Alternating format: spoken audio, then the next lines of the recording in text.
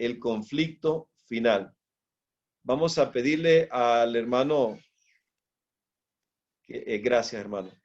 Queremos extender la más cordial bienvenida para todos los hermanos que están aquí con nosotros en esta plataforma Zoom. Amén. La hermana me dice que ese último himno no lo conocía. Ese último himno es hecho por el pastor José Vicente Giner, pero poco se canta en la iglesia. Y bueno, es un himno muy hermoso. Es un himno original de nuestro movimiento de reforma. Así que hoy vamos a estudiar el tema de la profecía de Daniel, el capítulo 8. Daniel, el capítulo 8, es un tema muy importante y este tema nos lleva directamente al santuario. Daniel capítulo 8 nos lleva directamente al santuario. Y aquí tenemos entonces, abriendo la palabra de Dios, en Daniel, el capítulo 8, y voy a leer para introducir el versículo 1. Daniel 8, versículo 1. Recordemos que todas estas profecías de esta última visión de Daniel, porque esta es la última visión de Daniel, va desde el capítulo 8 hasta el capítulo 12. Y del capítulo 8 al capítulo 12 del libro de Daniel es el librito que habla la Biblia en el Apocalipsis. Porque Daniel capítulo 1 hasta el capítulo 7 fue entendido también por Hipólito y por Martín Lutero, quienes explicaron acerca del cuerno pequeño de Daniel 7. Pero Daniel 8, según explica Daniel 8:17, la Biblia nos dice en este pasaje bíblico, Daniel 8:17, dice, vino luego cerca de donde yo estaba y con su venida me asombré y me postré sobre mi rostro. Pero él me dijo, entiende, hijo de hombre, porque la visión es para el tiempo del fin. Así que encontramos que esta última visión de Daniel es para el tiempo final, es para el tiempo en el cual nosotros estamos viviendo. Y aquí presentan dos animales del santuario. Presenta el carnero, que es el padre del cordero, es ya el adulto, el cordero es el de 1 año, es el hijo de 1 año, el primogénito del carnero. Así que está el carnero y está el macho cabrío. Habíamos estudiado el domingo acerca del macho cabrío Azazel y la palabra Azazel viene de la palabra es, que significa macho cabrío, Zazel, que significa desaparecer, o sea, el que va a desaparecer. Aquí entonces este macho cabrío viene con toda la intención de hacer guerra, y cuando hablamos de bestias o de animales, también estamos hablando de imperios.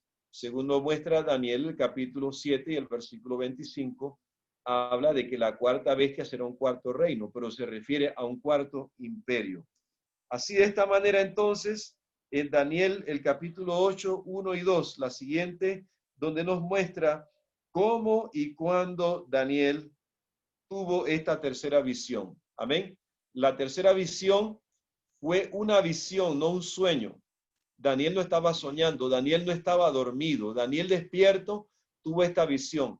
Encontramos cuando un profeta tiene una visión, por ejemplo, en el caso de la hermana Elena G. de White, que se quedaba por horas y según sostuvo una Biblia muy pesada en su mano, en una de sus primeras visiones, y cuando le tocaban la nariz para ver si ella estaba respirando, la sierva del Señor no respiraba.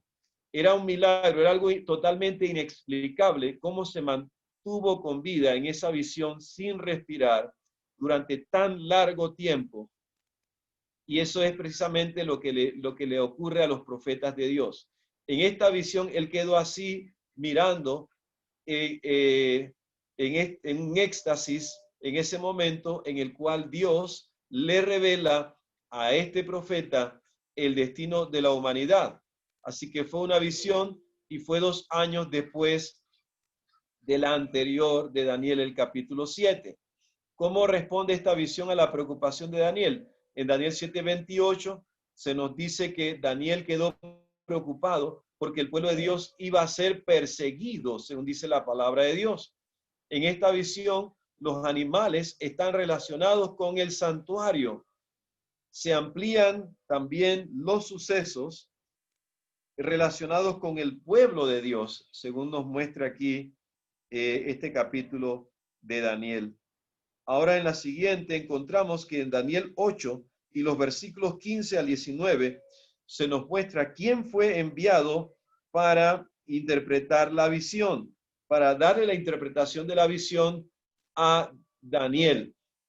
Y dice que fue Gabriel el que llegó en ese momento. Leemos en el versículo 15, y aconteció que mientras yo, Daniel, consideraba la visión y procuraba comprenderla, he aquí se puso delante de mí uno con apariencia de hombre.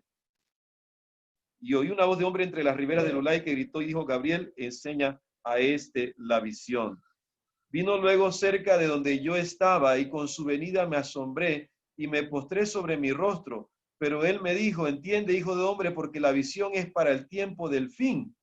Mientras él hablaba conmigo, caí dormido en tierra sobre mi rostro, y él me tocó y me hizo entender y me hizo estar en pie. Y dijo: he aquí, yo te enseñaré lo que ha de venir al fin de la ira, porque eso es para el tiempo del fin. Así que entonces, así como Gabriel se le aparece a María, Gabriel también se le aparece a Zacarías, el padre de Juan el Bautista. También Gabriel en el Antiguo Testamento se le aparece a Daniel. Y según nos muestra la Biblia, en Daniel 8, del 3 al 4, en la siguiente, habla acerca del carnero. Esta visión en el versículo 3 y 4 dice que el carnero tenía dos cuernos, dos cuernos. Noten algo interesante, mis queridos hermanos. Cuando nosotros leemos el conflicto de los siglos, aparece una bestia de dos cuernos. ¿Qué bestia es esta? En el Nuevo Testamento, en Apocalipsis 13, es una bestia que tiene dos poderes. Uno es el poder que es el republicanismo y el otro es el protestantismo. Pero la bestia de Daniel capítulo 8, los versículos 3 y 4, eran dos reinos que hicieron alianza. Estos dos reinos que hicieron alianza era el reino de Media y el reino de Persia.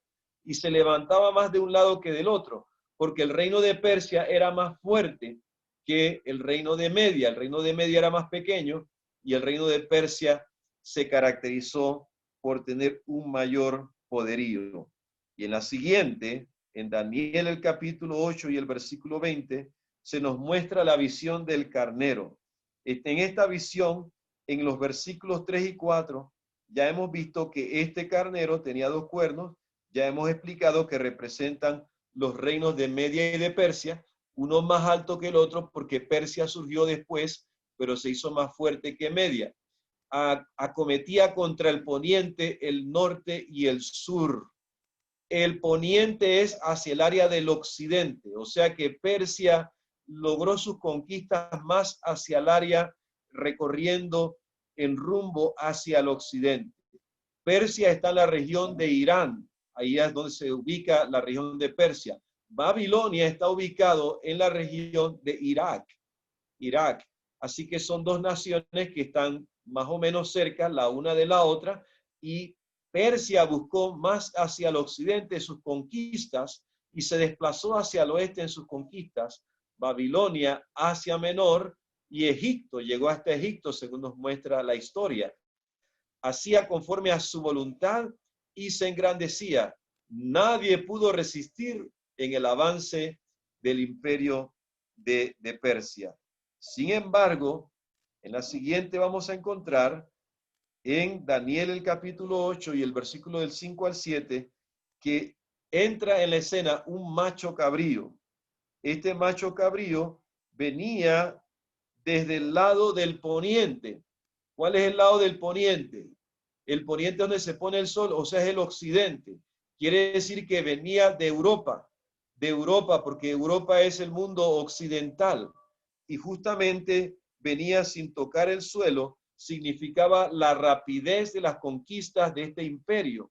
Y dice que un cuerno que tenía, que era bien visible entre sus ojos, y cuando vino con toda su fuerza y toda su rapidez, arremetió contra el carnero, que era Medo Persia, y dice la palabra, derribó al carnero. Y en la siguiente, en Daniel el capítulo 8 y el versículo 21, se nos muestra que este macho cabrío, según dice la Biblia, vamos a leer Daniel 8:21, dice, el macho cabrío es el rey de Grecia y el cuerno grande que tenía entre sus ojos es el rey primero. Así que entonces vemos que aquí está el rey de Grecia y el otro es el rey primero.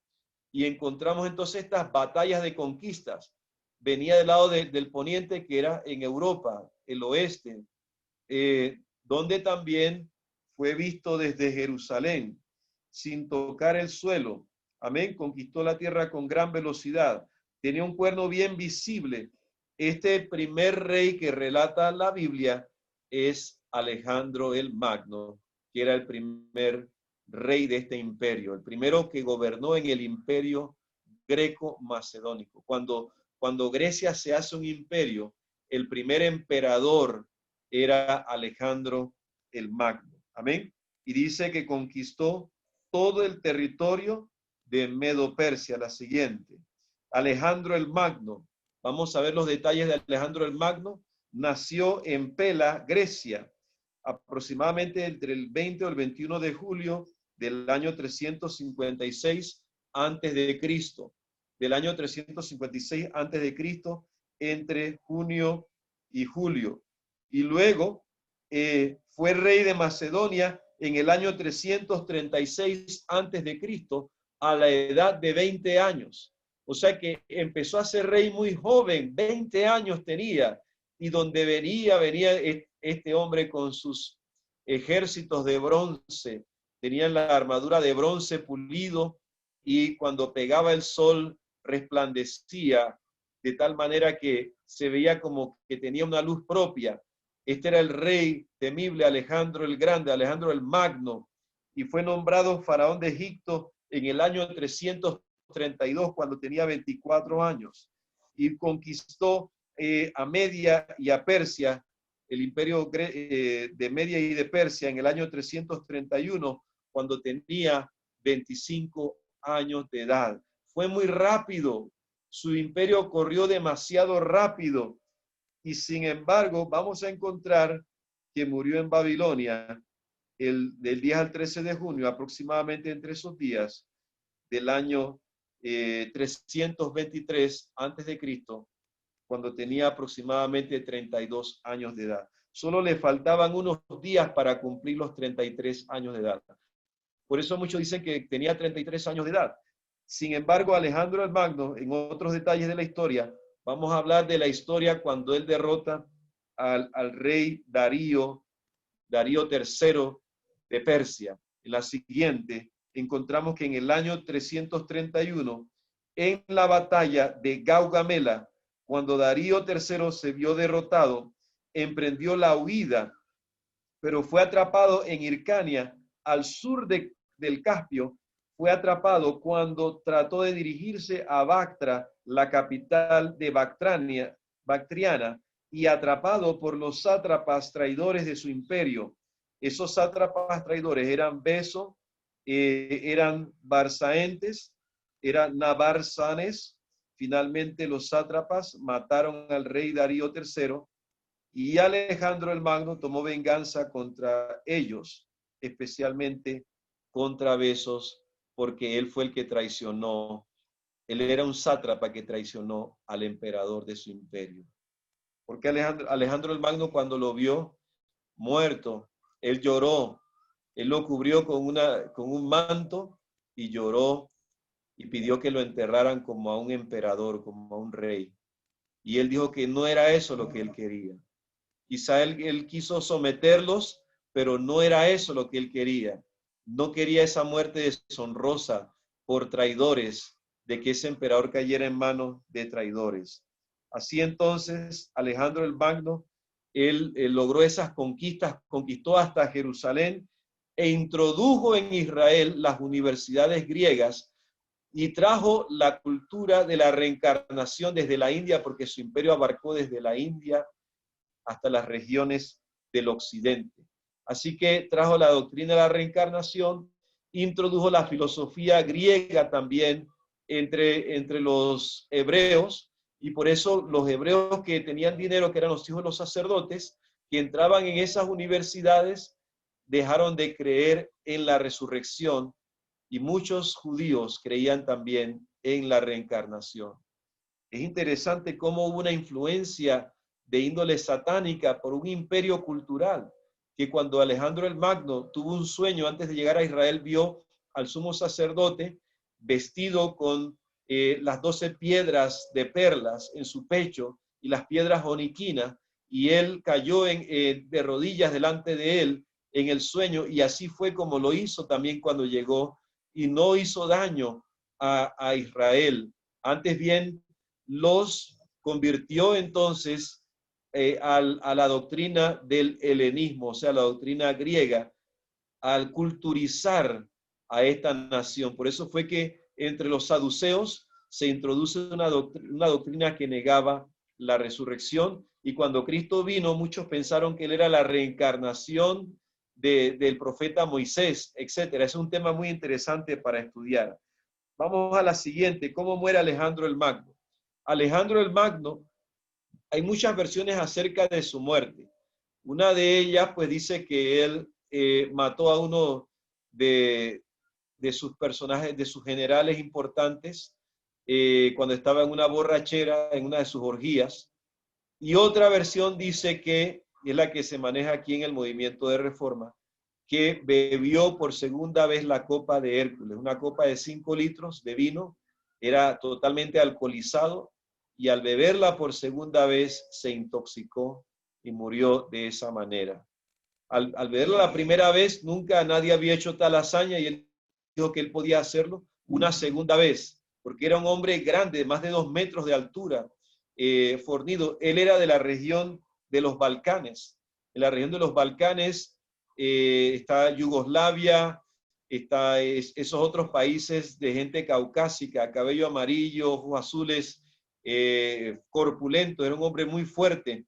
Sin embargo, murió de esta forma trágica, y murió a la edad de entre 32 y 33 años aproximadamente. Según relata la historia, tenía esa edad cuando murió. Murió muy joven. Continuamos entonces hablando en Daniel 8:8 acerca de los 4 cuernos. En Daniel capítulo 8 y el versículo 8 dice que y el macho cabrío se engrandeció sobremanera, pero estando en su mayor fuerza, aquel gran cuerno fue quebrado, y en su lugar salieron otros 4 cuernos notables hacia los 4 vientos. Entonces vemos que cuando muere Alejandro el Magno, surgen 4 cuernos. Y estos 4 cuernos, según relata la historia, cuando Alejandro el Magno estaba agonizando, se acercaron los 4 principales generales y le preguntaron: emperador, ¿a quién deja usted como heredero de su imperio? Y entonces, en ese momento, él agonizando dijo que lo dejaba al más fuerte. Así que entre ellos hubo guerras, y se separaron el imperio entonces en 4. Y vamos a ver en la siguiente cómo estaba distribuido este imperio. Este imperio estaba distribuido de la siguiente manera. Vamos a ver aquí que a Seleuco le tocaba toda la región de Persia, o sea, todo lo que era el Oriente y el Medio Oriente. Eso incluía también la tierra cerca donde está Israel, el área de Mesopotamia, esas regiones antes de llegar a Siria. Vamos a encontrar que a Casandro se le entrega Macedonia y Grecia. Casandro entonces hereda Macedonia y Grecia.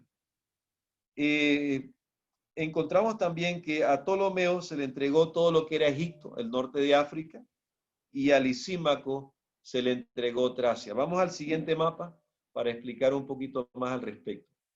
Bien, aquí entonces vemos a Casandro, que es la región de Macedonia y de Grecia, todo lo que era Europa. A Lisímaco se le entregó Tracia. Tracia, ¿qué región incluía actualmente? Tracia es Rumanía y Bulgaria.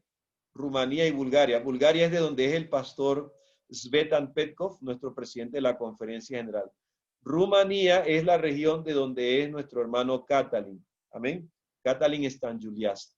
O sea que a Lisímaco le tocó esa región del hermano donde nacieron nuestro hermano Catalin y nuestro hermano Petkov. En esa región eran una sola región. Estaban unidas lo que era Rumanía y Bulgaria. A Casandro, bueno, a Ptolomeo le toca Egipto. Como pueden ver, Egipto al norte de África, está la región del norte, era todo lo que era Egipto, la región del Nilo. Y a Lisímaco le toca entonces la región de Tracia. Tracia, Lisímaco, Tracia, disculpe hermano, es la región donde está Rumanía y Bulgaria actualmente, la región de Tracia, Lisímaco. La región de Persia le tocó a Seleuco.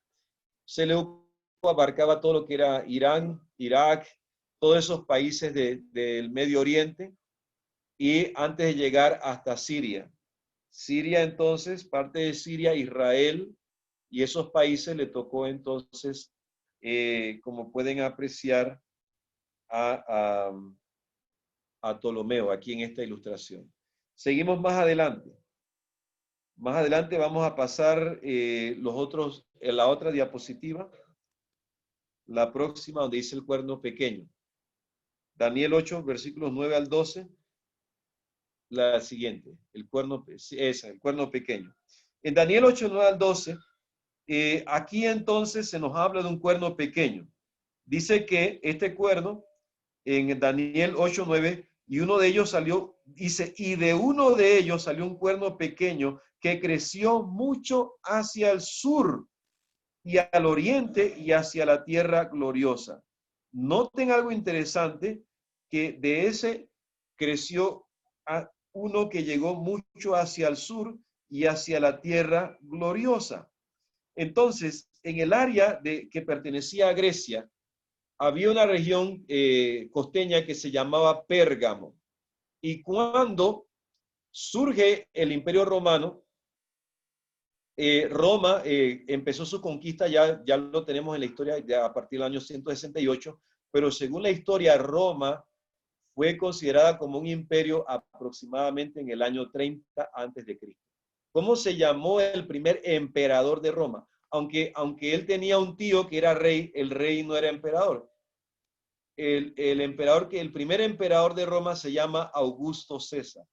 Y el tío de él, que era Julio César, era rey, era militar, pero no era emperador. Según la historia, el que logró consolidar a Roma como un imperio fue el emperador Augusto César. Y Augusto fue tan grande, era tan querido, que cuando él llegó a la región persa de Pérgamo, que pertenecía al imperio de Persia, justamente la gente en Pérgamo lo ovacionó y lo adoró como a un dios en ese lugar. O sea que ahí vemos que voluntariamente Persia le entrega todo su poder ¿a quién? A Roma. Amén. En la región, yendo hacia el sur, en las áreas costeñas del Mediterráneo, y vamos a encontrar que ahí, entonces, de este imperio romano, según nos muestra la palabra de Dios, se engrandeció hasta el ejército del cielo, y dice, creció mucho hacia el sur y al oriente y hacia la tierra gloriosa. ¿Cuál es la tierra gloriosa según la Biblia? La tierra gloriosa es donde está la gloria de Dios. Era la tierra de Jerusalén. Amén. Porque Jerusalén fue la tierra que vio la gloria del Señor, vio la gloria de Jesucristo, según dice Isaías el capítulo 6, cuando vio su gloria, y en Juan 12 también se nos muestra que el pueblo vio la gloria de Jesucristo. Por eso se llama la tierra gloriosa. Quiere decir que este rey abarcó sus conquistas hacia la tierra gloriosa. Y ya vemos entonces que hay una secuencia, porque en Daniel 8 está hablando, comenzó primero hablando del imperio que es Medo-Persia. Luego sigue Grecia, y después que se divide en 4, de ahí dice que uno de estos le dio poder, porque dice aquí en el versículo 9, y de uno de ellos, de uno de estos cuernos, amén, de uno de estos cuernos, ¿cuál era el que estaba hacia la región del sur? El que estaba hacia la región del sur donde encontramos era Seleuco. Seleuco era el que dominaba la región del sur. Y ahí la dinastía Seleucida había conquistado, y ellos tenían también esas regiones entre Pérgamo, y de ahí fue donde se le dio todo el poder al Imperio Romano en el año 30 antes de Cristo. Pasamos a la siguiente, y ahora vamos a ver entonces Daniel 8, 23 al 25, la visión del cuerno pequeño. Y aquí ya entramos en el Imperio Romano, porque también en el versículo 9 dice, y de uno de ellos salió un cuerno pequeño que creció mucho al sur y al oriente y hacia la tierra gloriosa, y se engrandeció hasta el ejército del cielo, y parte del ejército y de las estrellas echó por tierra y las pisoteó. Noten aquí algo interesante, parte del ejército y de las estrellas las echó por tierra y las pisoteó. Este rey que surge de Roma, recordemos que Augusto César era un emperador. ¿Sabían ustedes que Augusto César no solamente era emperador? ¿Sabían ustedes que Augusto César también era el Pontifex Maximus? Que el templo donde él era el alto sacerdote, el máximo sacerdote o el Pontifex Maximus, era el templo de Júpiter. ¿Saben dónde estaba ese templo? En el Monte Vaticano. Y según el lenguaje indoeuropeo antiguo, Vaticano significa vatis, adivinar. Por eso la gente dice, yo te vaticino, o sea, en otras palabras, yo te adivino lo que vendrá en el futuro. Vatis, y la palabra can significa serpiente en el idioma antiguo hindú. Así que Vatis Can significa serpiente adivinadora. De esta manera vemos que desde ahí no le han cambiado el nombre, siguen los nombres paganos. Entonces el templo de Júpiter le quitaron el Jú y le dejaron el Peter. Por eso ahora se llama la Basílica de San Pedro. Y ese santo que aparece con los rayitos en la cabeza, ese no es San Pedro, ese es Júpiter. Solamente que le cambiaron el nombre pagano y le pusieron un nombre cristiano. Y así fue como vino el misterio de la iniquidad, la apostasía, y fue como fueron estableciéndose en diferentes partes. El paganismo se mezcló con el cristianismo y llegó, y entonces cuando dice que echó las estrellas del cielo, las echó por tierra y las pisoteó, cuando habla de estrellas, según Apocalipsis capítulo 1 y el versículo 20 dice las estrellas son los ángeles. Quiere decir que el mensaje del santuario celestial lo echó por tierra, y qué más, y lo pisoteó este mensaje, y ahora ya no hay, como dice 1 Timoteo 2:5, que hay un solo Dios y un solo mediador entre Dios y los hombres. Ese solo Dios y solo mediador, dice la Biblia, es Jesucristo, hombre. Ahora no, ahora ellos se pusieron como mediadores, pusieron a los santos como mediadores, y ahora Él es el que tiene el poder de perdonar los pecados, Él es el que tiene el poder de ser el mediador entre Dios y los hombres, y de esta manera vemos cómo surge el sistema del papado. Así que encontramos en la siguiente diapositiva el primer papa con poder mundial era el Papa Vigilio I en el año 538. Estamos hablando de un dominio a nivel del mundo. ¿Qué significa esto? Para obtener el dominio o la hegemonía mundial se requiere que se dominen 4 poderes. ¿Cuáles son estos 4 poderes? Son el poder político, el poder económico, el poder militar y el poder religioso. Ahora, el poder político, el poder económico, el poder militar y el poder religioso. Encontramos estos 4 poderes que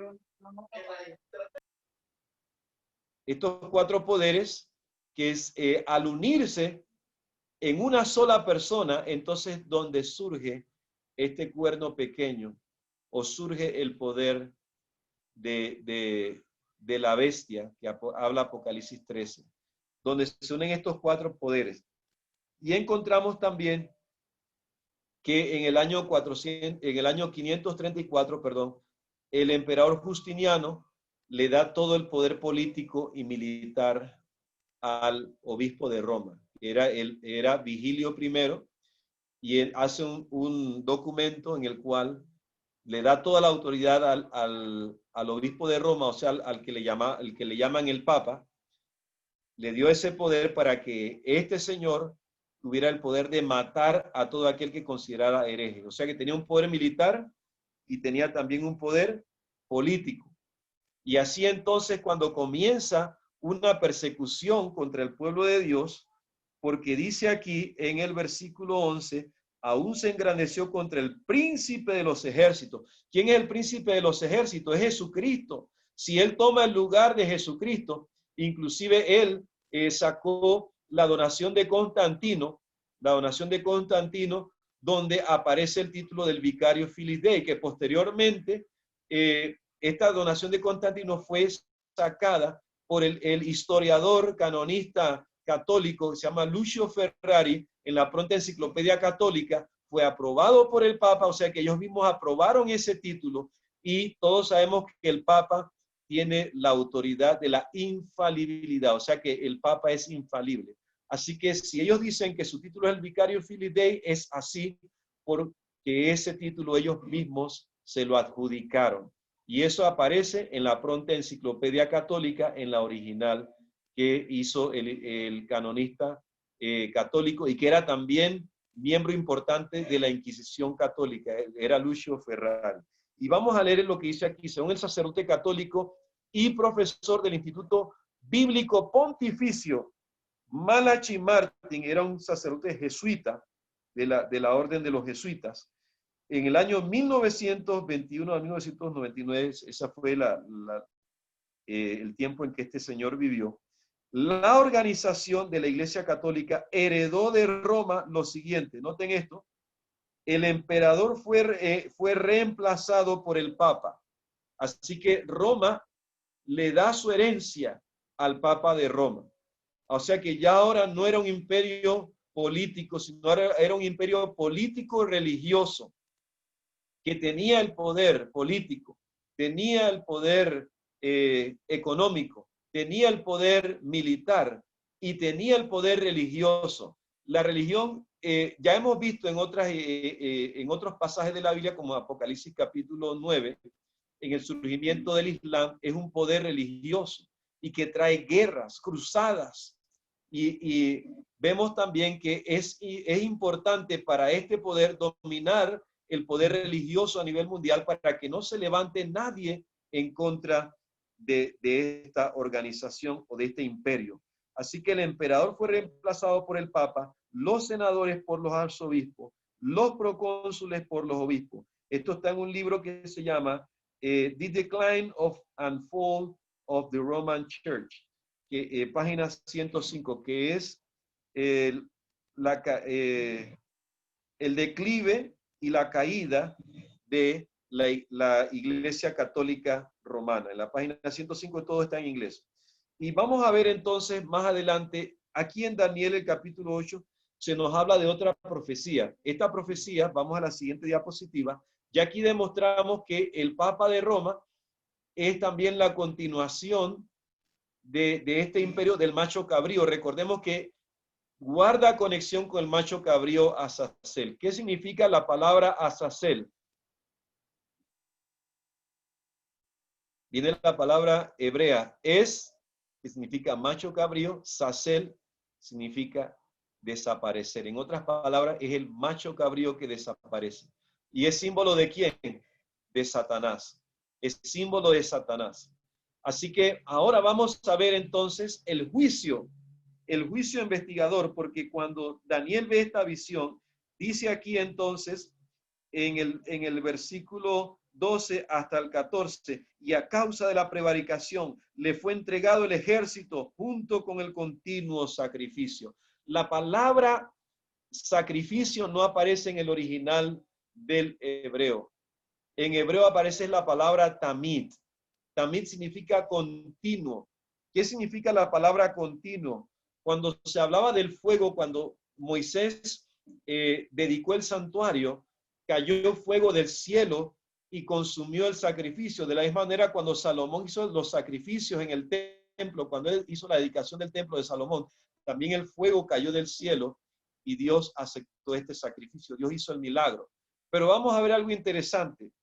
Vamos a ver aquí que el continuo era que ese fuego santo debía mantenerse continuamente encendido. Las lámparas continuamente no se podían apagar, símbolo de la verdad, porque lámpara es a mis pies tu palabra y lumbrera a mi camino. Salmo 119, 105. Y quiere decir que en Apocalipsis, donde habla de las 7 lámparas, los 7 candeleros, son 7 periodos por los cuales tiene que pasar la iglesia de Dios. ¿Cuántas iglesias tiene Dios? Una sola. Amén. 7 periodos de la verdadera iglesia a través de las 7 edades, y ya estamos en el último periodo que se llama el periodo de la Odisea. Amén. Que es Lao, di, que significa el juicio del pueblo. Así que vemos la conexión, porque tenemos entonces el macho cabrío Azazel, que también se utilizaba en el día del juicio, que era el Yom Kippur o el día de la expiación. Tenemos entonces el juicio al macho cabrío Azazel, pero también tenemos el juicio para el pueblo de Dios en este mismo periodo del Yom Kippur. Todo esto está haciendo alusión al Yom Kippur aquí en Daniel 8, en los versículos 13 y 14. Y entonces dice aquí en el versículo 12, y echó por tierra la verdad e hizo cuanto quiso y prosperó. Saben, hermanos, que hay muchas iglesias que están teniendo un ritual masónico. Inclusive la grande iglesia, y tengo pruebas, tengo videos para probarlo, donde en las construcciones de los templos, ellos entierran Biblias. Que cuando tú le echas tierra a la Biblia, ¿qué estás echando? Estás echando por tierra, ¿qué cosa? La verdad. ¿Sí? Y la masonería, ¿a quién le sirve? La masonería, pues vemos que viene de la iglesia, de donde es este cuerno que aparece aquí. La iglesia católica, que son los que heredaron el poderío del Imperio Romano. Y es un ritual masónico de enterrar las Biblias. Y sorprendentemente, otras iglesias que guardan el sábado, la grande iglesia, iglesias evangélicas, ellos también están enterrando las Biblias. Es muy triste, hermano. Grandes catedrales. Miren, solamente no voy a mencionarlas, pero piense usted en las iglesias que parecen estadios más grandes con los apóstoles más famosos del mundo. En esas iglesias, tengo pruebas, se han enterrado Biblias. ¿Por qué? Porque este es un símbolo de que ellos están siguiendo aquel poder que echó la verdad por tierra. ¿Ok? Y dice, echó la verdad por tierra, dice aquí, e hizo cuanto quiso, ¿y qué más? Y prosperó, dice la Biblia. Versículo 13, entonces oí un santo que hablaba, y otro de los santos preguntó a aquel que hablaba, ¿hasta cuándo durará la visión del tamid? Note, la palabra sacrificio no aparece en el original del hebreo, del tamid, que significa del continuo. ¿Por qué? Porque este poder intentó apagar la luz del continuo. Amén. Intentó apagar la luz del continuo. Y esto ya lo vemos desde el periodo de Pérgamo, que es donde está el trono de Satanás. Efeso, Esmirna, Pérgamo, Tiatira, que es de sacrificio incansable, donde mataron a millones de mártires. Y ahí entonces fue cuando ellos trataron de apagar la verdad de Dios, de impedir que la gente leyera la Biblia, de impedir que la gente conociera la verdad. Y ellos preguntaban, ¿hasta cuándo durará esta visión? Entonces, en el versículo 14 dice, hasta 2300 tardes y mañanas, y luego el santuario será purificado. Siguiente. Así que entonces, basado en la profecía bíblica de Ezequiel 4:6, números 14:34, un día en la profecía equivale a un año. O sea que son 2300 años. Siguiente. Amén. Daniel 8:27 ahora. Vamos a ver que Daniel no entendía la visión. Daniel 8:27 dice que Daniel no entendía la visión. Dice, quedé espantado, pero estaba espantado, dice la parte final, a causa de la visión y no la entendía. Daniel 8:17 dice que esta visión es para el tiempo del fin. Y Daniel 12 y el versículo 4 dice que en el tiempo del fin muchos correrán de aquí para allá y la ciencia se aumentará. O sea que estamos viviendo ya en el tiempo del fin. Cuando el libro de Daniel fue abierto, porque era sellado, según dice Daniel 12:4. Nadie lo entendía, ese librito, desde el capítulo 8 hasta el capítulo 12. Así que entonces, en la visión, el carnero fue explicado que era Medo-Persia. El macho cabrío fue explicado que era Grecia, y luego Roma, y luego la Roma papal, y luego la Roma imperial, y luego la Roma papal. O sea que ya estamos en el macho cabrío, símbolo de Azazel. Recuerden, Vaticano significa serpiente adivinadora, y todo esto identifica con Satanás. Entonces, Azazel es símbolo de Satanás y es el macho cabrío que desaparece según el significado etimológico en hebreo. Los 4 cuernos, los 4 generales. El cuerno pequeño, el papado. Las 2300 tardes y mañanas, Daniel no la entendía. Tenía una gran interrogante en su mente. Vamos entonces a la siguiente diapositiva, donde se nos muestran los paralelismos entre Daniel 2, el capítulo 7 y el versículo 8. Amén. Vamos a la siguiente diapositiva también, la profecía de los 2300 días, y entramos entonces en la siguiente, donde se nos explica que esta profecía fue escrita más de 500 años antes del nacimiento de Jesús. Una profecía indicaba el tiempo de su bautismo, de su crucifixión y también el tiempo cuando el evangelio sería llevado al mundo. Vamos a las siguientes 2 diapositivas. Y Jesucristo llamó la atención para que nosotros estudiásemos este libro maravilloso que es el libro de Daniel. Daniel y Apocalipsis son los 2 libros que el pueblo de Dios debe estar estudiando para este tiempo final, porque en estos libros se nos presentan los cuadros del santuario, y los cuadros del santuario nos muestran que nos muestran también el cronograma profético de Dios.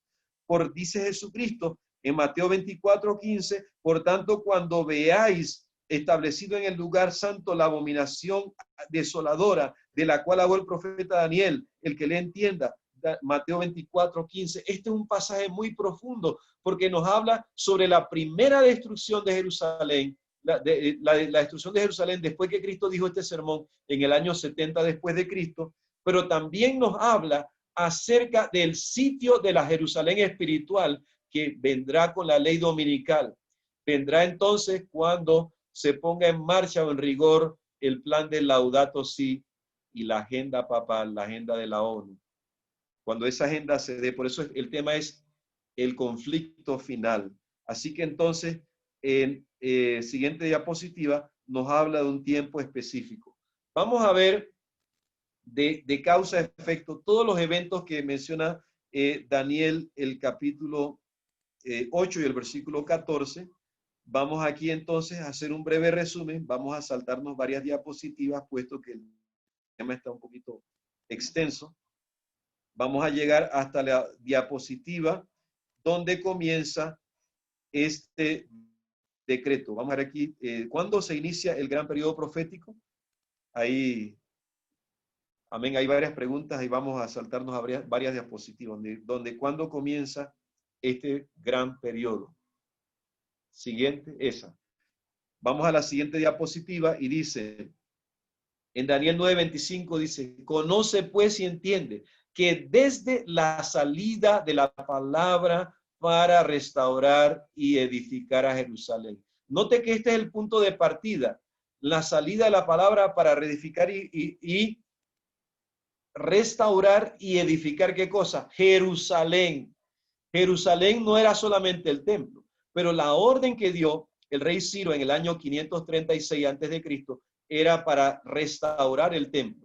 Y en la orden que dio Darío en el año 519 a.C. era para que se cumpliera la orden anterior que había dado Darío de reedificar el templo. Pero no era para restaurar la ciudad completa con las murallas y todo eso y darle una autonomía. El que le dio esa autonomía, esa orden con autonomía fue el rey Artajerjes. Fue en el año 457 antes de Cristo en otoño. Siguiente diapositiva. Cuando él dio ese decreto, él dio la orden para reedificar y restaurar a Jerusalén, para reedificar los muros, para reedificar la ciudad, para restaurarla completamente. Y no solamente era lo del templo, era toda la ciudad completa, y también darle una autonomía a esta a los israelitas. Así vemos que ya desde este decreto de Artajerjes, ya cuando vino Nehemías en el 444, que se cumplió completamente ya que se cumpliera la ejecución del decreto, entonces allí fue cuando vino entonces Nehemías y llevaron a cabo la construcción del templo. Así que vamos a ver el diagrama en la siguiente diapositiva y aquí vamos a explicarlo. En base al conteo profético día por año, 457 antes de Cristo, vamos a ver que los 7 años los 49 años de la construcción del templo culminaron el año 408 antes de Cristo. Y luego vamos a ver que al final de las 69 semanas, que eran 483 años, vamos a ver que Cristo fue ungido como Mesías príncipe en el río Jordán, según Lucas el capítulo 4. Ahí comienza cuando él fue ungido, fue bautizado a la edad de 30 años, según dice Lucas el mismo capítulo 3 y el capítulo 4. Ahí estudiando vamos a ver toda la cronología bíblica. Y fue en el año 27, justamente cuando él fue bautizado en el río Jordán. Y cuando él fue recién bautizado, en Lucas 4, 16 en adelante, él explica en la sinagoga judía de Nazaret la profecía. Dice, el Espíritu me ha ungido, dijo él, basado en la profecía del profeta Isaías. Y cuando dice el Espíritu me ha ungido, quiere decir que en ese año 27 él fue ungido en el río Jordán por el Espíritu Santo. Y luego a la mitad de la semana, conforme dice la profecía, en el año 31 él muere en la cruz, tal como lo decía la profecía de Daniel 8:14 y Daniel 9 del 25 al 27. Y luego ese periodo de las 70 semanas culmina en el año 34 después de Cristo. Ahí fue donde terminó y queda de ahí entonces son 70 semanas que son 490 años y faltarían 1810 años, o sea que son 1810 más 34 y nos da el año de 1844. Así, la Biblia cumplió la matemática exacta. Exactamente como lo dijo la Biblia, se fue cumpliendo la profecía. Vamos a seguir más adelante, vamos a avanzar y vamos a ver en este cumplimiento, ya hemos demostrado que en el año de 1844, específicamente, según los judíos caraítas, no confundan los judíos ortodoxos, porque los judíos ortodoxos cambiaron todo el esquema de la Biblia, porque la Biblia nos habla no solamente acerca de la luna, de la fiesta de la luna nueva, sino también nos habla que para celebrar la Pascua se requería que la cosecha de la cebada estuviera lista. O sea que en ese año de 1844 hubo un desfase de la luna y por eso con el calendario judío caraíta, que es caraíta significa karat, de la palabra karat burit, que significa cortar el pacto. Ellos se basaban en la Biblia, solamente en el Katubín, que significa los escritos. Pero los judíos ortodoxos se basan en la tradición. De ahí viene la Mishnah, de ahí viene el Talmud, de ahí vienen otros libros que ellos han sacado, que son tradiciones, y muchas de esas tradiciones no están basadas en la Biblia.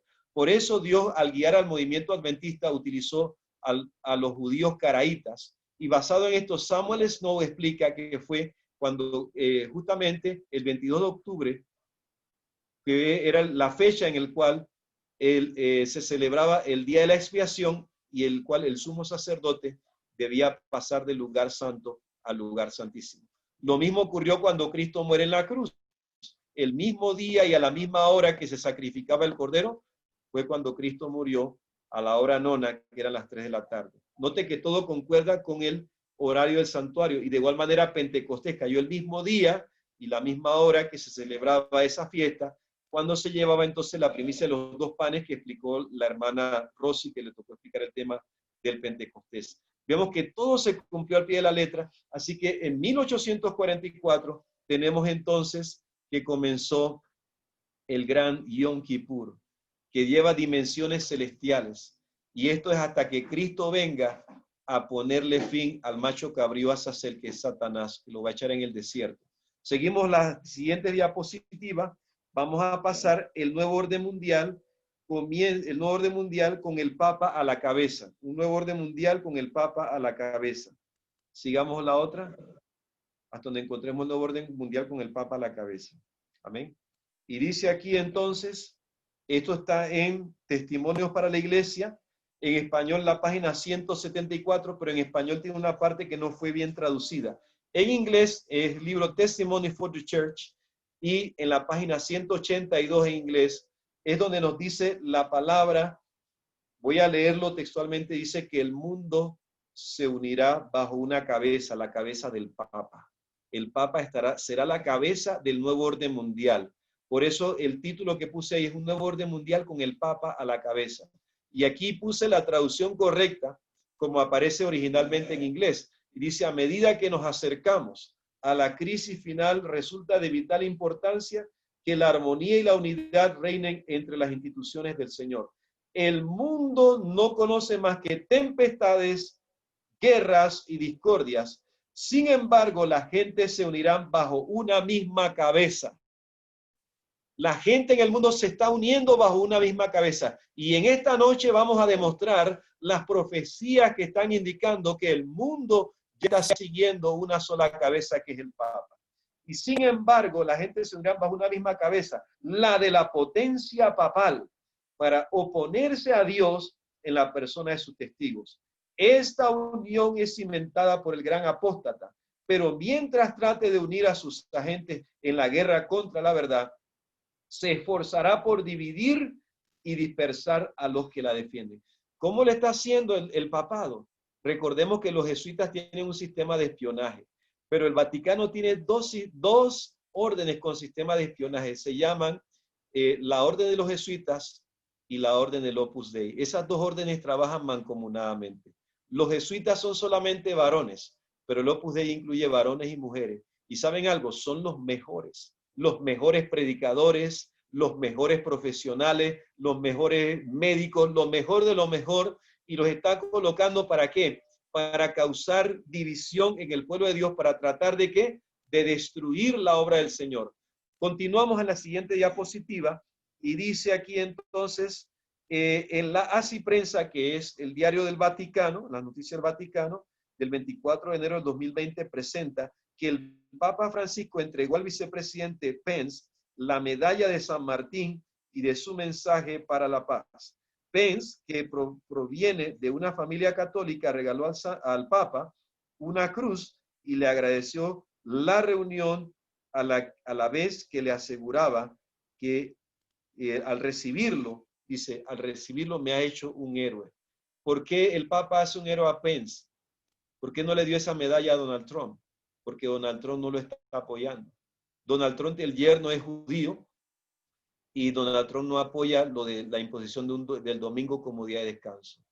Donald Trump no apoya al Papa en el Laudato Si. Donald Trump se salió del Pacto Global de Francia. Donald Trump no lo está apoyando en nada, y para el Papa es importante que los Estados Unidos lo apoyen. ¿Por qué? Porque los Estados Unidos es el poder militar. Recordemos que la hegemonía mundial requiere el dominio de 4 poderes: el poder político, el poder económico, que ya lo tiene la Iglesia Católica, el poder militar, que es el que le falta por los Estados Unidos, que no está apoyando al papado, y por eso es que ellos están, a como de lugar, están tratando a través de esta crisis, que esta crisis mundial del COVID-19, esto fue provocado por la Illuminati jesuita del Vaticano. Y este señor que le sirve al Papa, ¿verdad? Ya todos conocen el nombre. Él está tratando de diseminar una vacuna y todo eso. Pero vamos a ver, hermanos, cuáles son los planes que están bajo cuerda. La siguiente diapositiva. Dice aquí entonces, del martes 15 de septiembre de 2020, que dice así: la crisis, es un periódico que se llama Infobae, bueno, un noticiero. La crisis afianzó la relación entre el Papa Francisco y Alberto Fernández, que es el presidente de Argentina. El Papa no estaba con Macri porque Macri no lo apoyaba, pero a este, como lo apoya incondicionalmente, está totalmente con él. Así que, según este diario, dice aquí, Alberto Fernández se encontró con el Papa Francisco a fines de enero del 2020 en la biblioteca de la Santa Sede, y charlaron durante 44 minutos. El Papa le dedicó al presidente argentino el doble del tiempo que le dedicó a su antecesor Mauricio Macri, a quien le esquivó incluso la sonrisa. Desde entonces, el actual presidente de Argentina con el Papa, ellos intercambian mensajes, incluso llamados directos por teléfono. ¿Qué les parece, hermanos? Interesante. Suramérica está conquistada por el Papa. Dígame un presidente de Suramérica, y precisamente la mayoría son apoyados por los jesuitas. La mayoría. No, pues no voy a mencionar nombres, pero ya ustedes los conocen por nombres y apellidos. Entonces, un nuevo orden mundial con el Papa a la cabeza.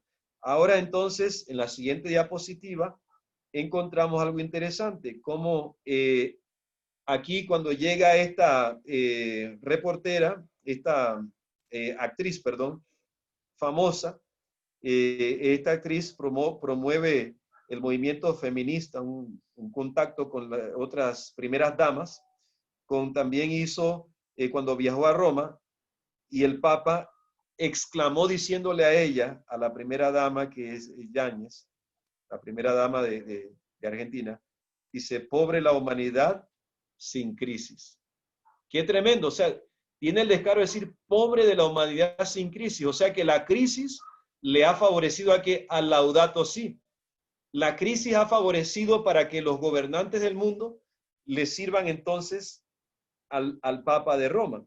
La siguiente diapositiva, en la misma publicación del 15 de septiembre del 2020, dice que otro hombre clave es Roberto Carles, jurista cercano a la vicepresidencia en Argentina. ¿Y este hombre qué? Este hombre se comprometió a promover el Laudato Si a como diera lugar. El Laudato Si promueve dos cosas. El domingo como día de descanso y la protección del planeta. Y vemos también que el gran conflicto explica que cuando ocurran estas catástrofes, estas desgracias, estas pestilencias, ¿a quiénes le van a echar la culpa? Al grupo que guarda el sábado, que guarda el séptimo día. Se le va a echar nos van a echar la culpa a nosotros porque nosotros no apoyamos ese movimiento, porque está promoviendo un falso día de descanso y está promoviendo también el nuevo orden mundial con el Papa a la cabeza. Seguimos a la siguiente diapositiva. Así que entonces vamos a encontrar aquí, solamente voy a resumir las noticias porque ya el tiempo se nos ha ido. El martes 15 de septiembre también en el diario La Jornada se nos presenta que el presidente Manuel López Obrador dio a conocer que el Papa Francisco envió 3 ventiladores a un hospital de Querétaro para la atención de enfermos de COVID-19. Note entonces cómo ellos, cómo van negociando. O sea, yo te doy algo, pero tú me das algo a cambio. Siguiente diapositiva. En el Heraldo de México, del 25 de agosto del 2020, AMLO cita al Papa Francisco en un nuevo spot rumbo a su segundo informe de gobierno. Y dice que cita al Papa Francisco en una frase que ya había utilizado en la mañanera. ¿Cuál es esa frase? Dice, ayudar a los pobres no es comunismo, es el centro del evangelio.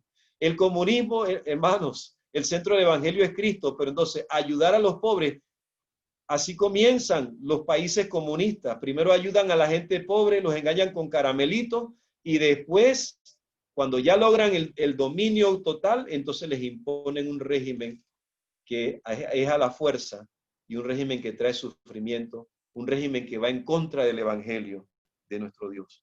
Y todos los gobiernos comunistas, todos los gobiernos de izquierda están siendo patrocinados por el papado.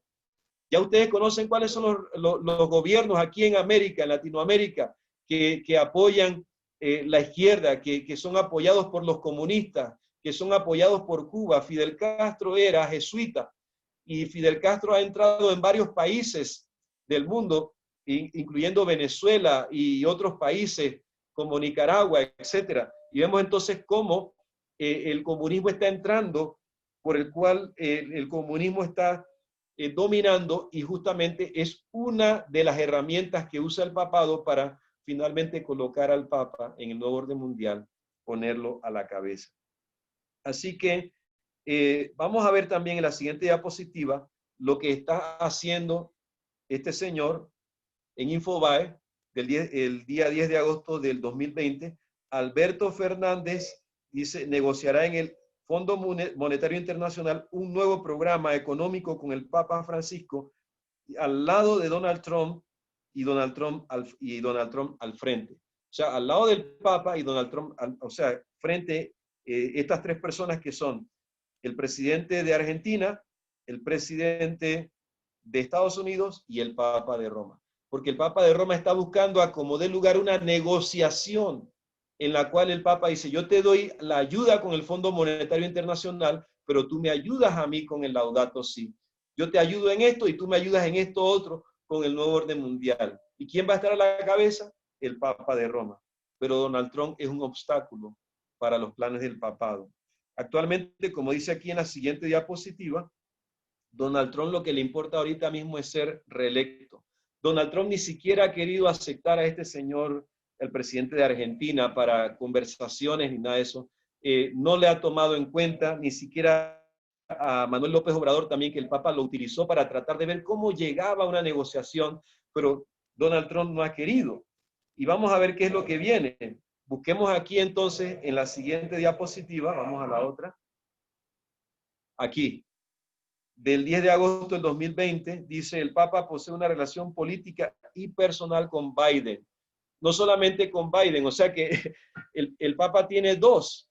Tiene el vicepresidente de los Estados Unidos que le regaló un medallón de oro, que es Mike Pence, que es de familia católica, y que él está dispuesto a lo que es el movimiento ecuménico.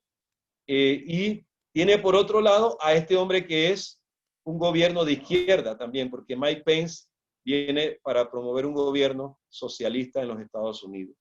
Entonces aquí vemos que el Papa posee una relación y dice aquí, si Biden se transforma en el presidente de los Estados Unidos, Alberto Fernández tendrá acceso directo a la Casa Blanca y Francisco recuperará una parte de la influencia internacional que perdió a manos de Trump. ¿Qué les parece?